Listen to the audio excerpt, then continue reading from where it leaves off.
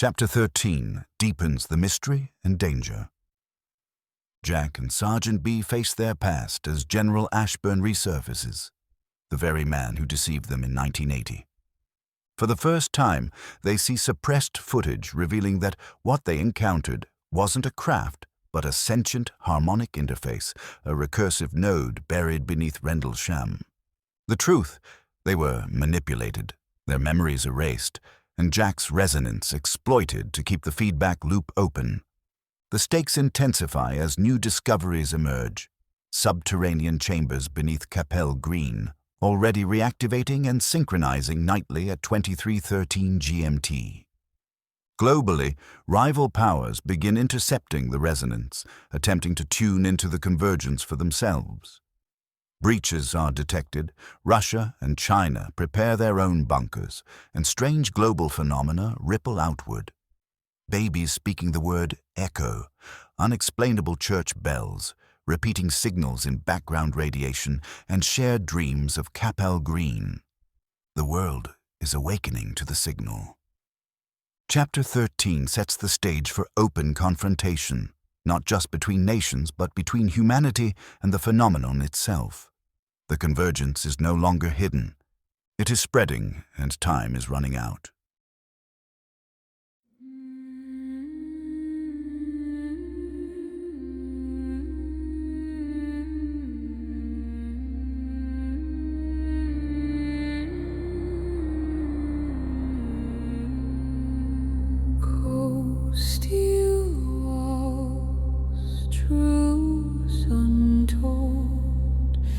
Ashburn's face, the years grown old.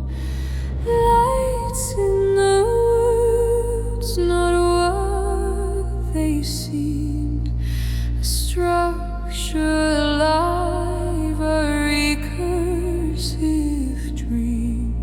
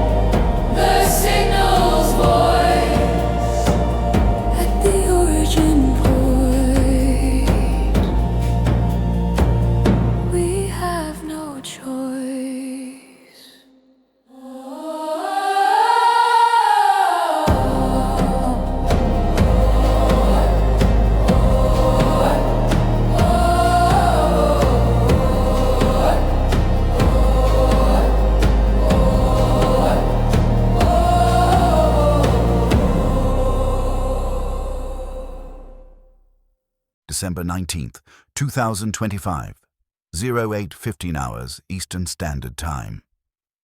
Raven Rock, secure debriefing chamber. 3A. The room was cold and windowless, bare steel walls, a single screen, and 2 chairs bolted to the floor. It was the kind of room designed for truths too dangerous to echo. Jack Barrett and Sergeant Adrian B. sat across from each other, the silence between them filled with shared memory and unspoken trauma. The door hissed open. Dr. Elias Voss and CIA analyst Christopher Hunter Green entered, followed by a third figure neither Jack nor B had seen in years. General Malcolm Ashburn, the man who had debriefed them in 1980, the man who swore it was just lights in the woods, the man who, as it turned out, had been running an unauthorized program under the guise of Air Force intelligence. He looked older, haunted. Jack didn't stand. "Didn't expect to see your face again," Jack muttered. Ashburn nodded, eyes flat. "I didn't come to lie this time." Hunter Green set a tablet on the table. The screen flickered to life. Archival video footage from December 1980. What played next had never been shown in any official report. Thermal footage of the forest. EM field graphs pulsing in spirals. And then, a shape, not a craft, but a structure, rising from the ground itself, lit from within by blue-gold light. Sergeant B leaned forward. That wasn't what we saw." "No," Voss said. "That's what you were allowed to remember." Ashburn took a breath. The object in the woods wasn't a craft. It was a sentient harmonic interface, a recursive node, possibly placed here long before civilization. The incident wasn't an accident. It was scheduled. You were drawn in because Jack's biological profile resonated with the field, and Adrian, you were placed there to observe how proximity affected memory integrity. Jack's voice was hollow. "You used us." Ashburn didn't deny it. "We didn't understand what we were dealing with. We still don't, but what we learned is that the object wasn't from somewhere else. It was from somewhen. It was designed to respond not to authority or intellect, but to frequency. You, Jack, created a feedback loop, and it's still open." Sergeant B's knuckles whitened. "You wiped our memories." Hunter Green nodded. "We had no choice." The radiation signature you both absorbed was non-ionizing, but neurologically recursive. You were reliving moments out of sequence, seeing things that hadn't happened yet. Jack, you wrote Leo's future before he was even conceived. The room went still. Voss stepped forward and projected a hologram, a map of Capel Green overlaid with new construction zones. "We've uncovered what we believe to be subterranean chambers beneath the original landing site. Not natural, not modern. They appear to react to Jack's presence." "And they've started reactivating," Hunter Green added. "Since you re-engaged with the signal, they've been pulsing every night, at precisely 23:13 GMT. Jack leaned back. Christmas Eve. Ashburn placed a sealed folder on the table. Inside is everything that was kept from you: documents, medical scans, intercepts from 1981, even communications from Project Moondial and Operation I-Phase. Read it, because when you return to Rendlesham, you won't be walking into a forest. You'll be walking into the origin point. December 19th, 2025. 1300 hours Eastern Standard Time. Raven Rock Mountain Complex, Threat Operations Center. Alarms didn't sound at Raven Rock, not the kind that echoed. Instead, the lighting changed. Subtle. Red bands around the ceiling softened to deep amber. That meant a breach attempt, not local but strategic. The kind that meant eyes were turning toward the mountain and hands were moving. Hunter Green stood over the table, scanning telemetry feeds. "We've got 2 incursions," he said. "One near Colorado, fainting drone swarms. The second, more subtle. Russian." Voss turned from the internal neural sync display. "How close?" Hunter Green didn't look up. Close enough that our satellite relay in Ohio blinked. He brought the screen to life. A diagram displayed a geosynchronous satellite over the East Coast. The relay had received an unauthorized quantum key handshake attempt. The point of origin was masked behind a Siberian comms network. The data stream wasn't in bytes. It was in resonant intervals. "They're not trying to steal information," Hunter Green said. "They're trying to hear the signal." Real-time frequency intercepts. Jack and Sergeant B entered just in time to catch the last part. Jack frowned. "They're listening in on the convergence?" "Not just listening," Voss said darkly. "They're tuning in, which means they have a copy of part of the waveform, likely from Leo's early resonance pulses. That means they're not just aware, they're preparing for their own interface."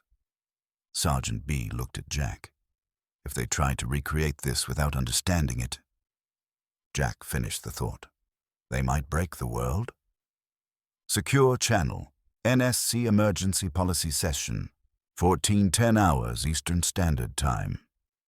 President Rayner appeared on the internal SCIF comms, joined by the Secretary of Defense, the Director of National Intelligence, and 2 Joint Chiefs. His voice was calm, but edged. "We've had 2 near penetrations, satellite taps and high-altitude drone decoys. China knows we're preparing for an event at Rendlesham. Russia's not far behind." The DNI leaned forward. "They've activated bunkers outside Novosibirsk and Xichang. They're not sure what's coming, but they know it's not natural." The Secretary of Defense broke in. "Then we tell them. We go public, early. Controlled disclosure. A global alert, coordinated through the UN, before Christmas Eve." But Voss appeared on a secondary secure screen. "No," he said plainly. "If you go public now, you trigger chaos. Markets collapse. Militaries start shadow prepping for false flag retaliation. You don't reveal an unknown frequency event 5 days before convergence. You give them just enough to wait."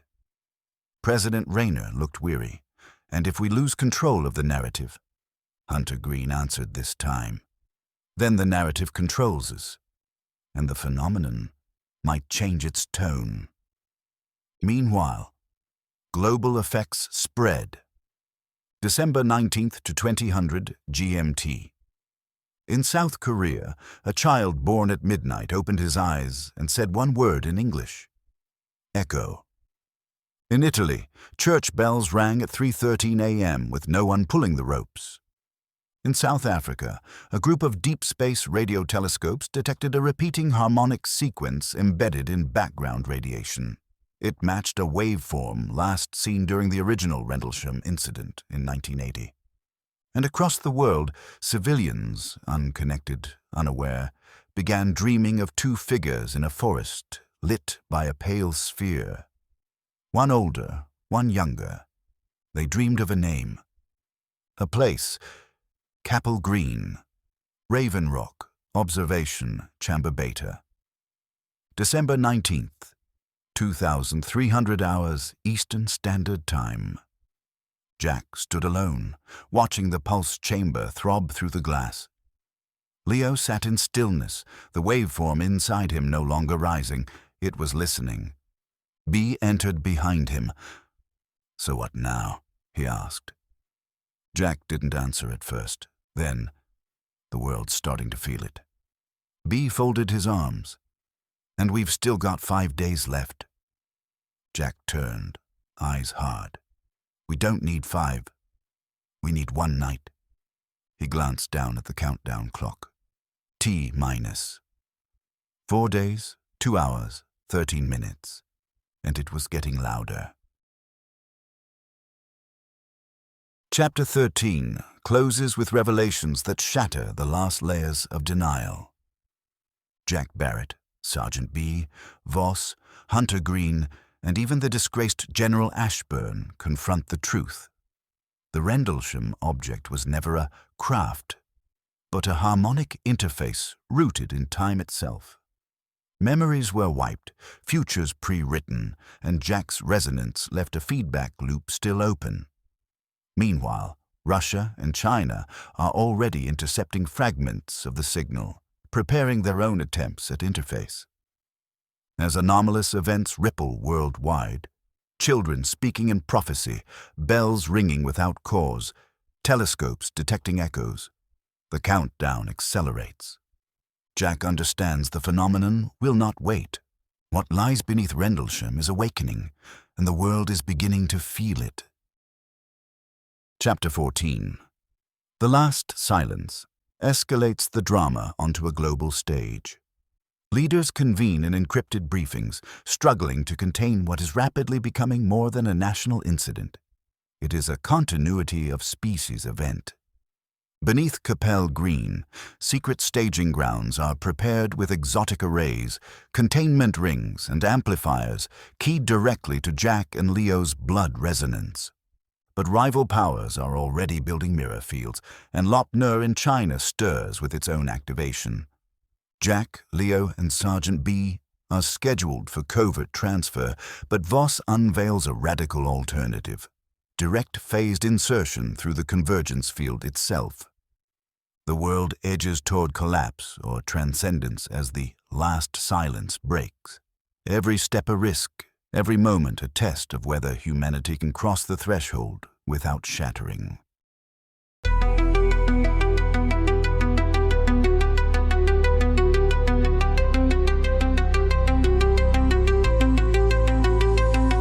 Through the silence of time, I walked alone, but the stars knew my name in undertone. From Rendlesham woods to Saturn skies, I carried the echo, I lived the why. It wasn't the end.